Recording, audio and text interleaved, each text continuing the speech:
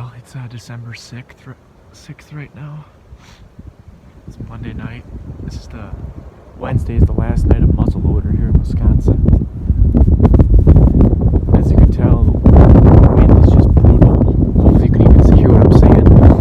Got like 20 mile per hour winds right now, 40 mile per hour gusts. But I just had to get out.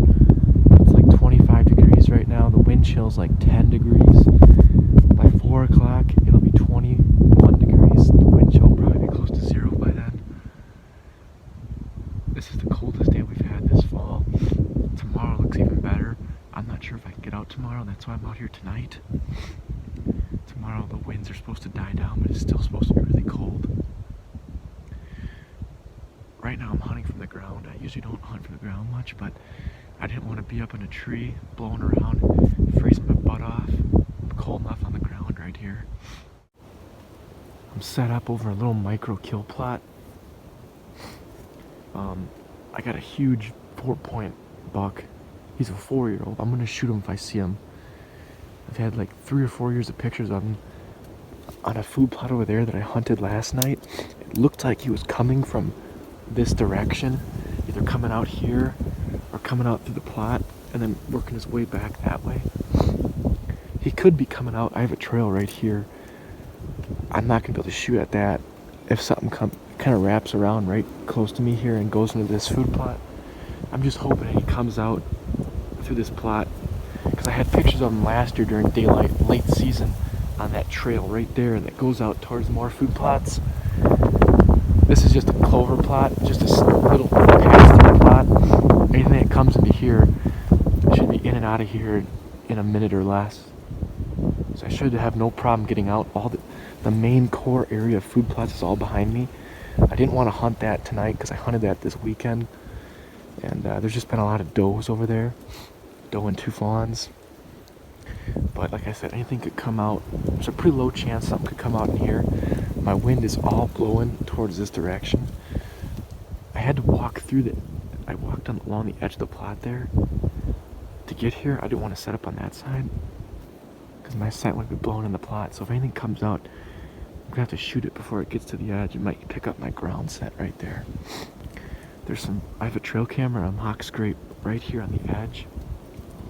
There's always been really heavy trails coming in and out of the plot right there, because like we got more winter food, corn, soybeans, and brassicas all out that way. So, like I said, if anything does get behind me here or come out, they're gonna probably smell me because my scent is just whipping through there pretty fast. Yeah, we'll see what comes out, I guess.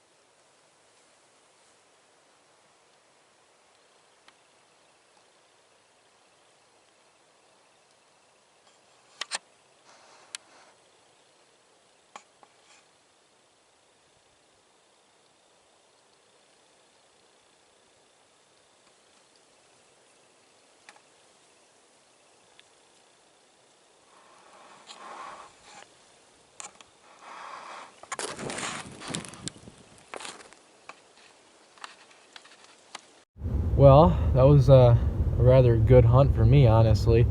You know, all the food plots we plant, I got about probably 4.5, almost 5 acres of food plots, and most of it's all corn and soybeans, winter food. And up until now, it hasn't really improved the hunting as much as you would think. Even the brassicas, the deer just started hitting on them here in right around gun season, the 20th of November, hard. You know, before that, the does weren't even hitting the brassicas during daylight. During rut, there was a few pictures I had during daylight, but most of the days, you know, there wasn't even consistent daylight doe movement on the food plots.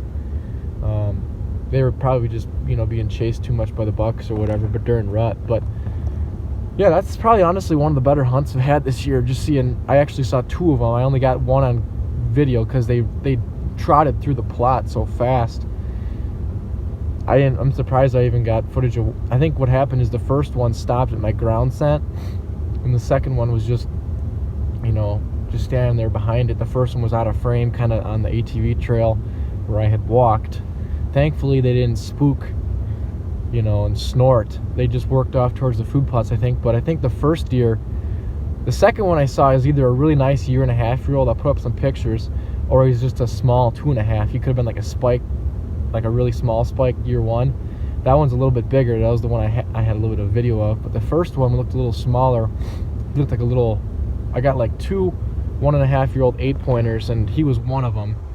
And then at the very end, when it was getting really dark, there was I think the first buck, the smaller one of the 2, came back into the plot actually on another side trail that the deer use a lot, and he came right in like 5 yards from me. Thankfully, I had a lot of brush blocking the view, and he actually just walked down the ATV trail right down towards the other food plots, and he never caught my wind, even though my wind was blowing right at him. He never really snorted.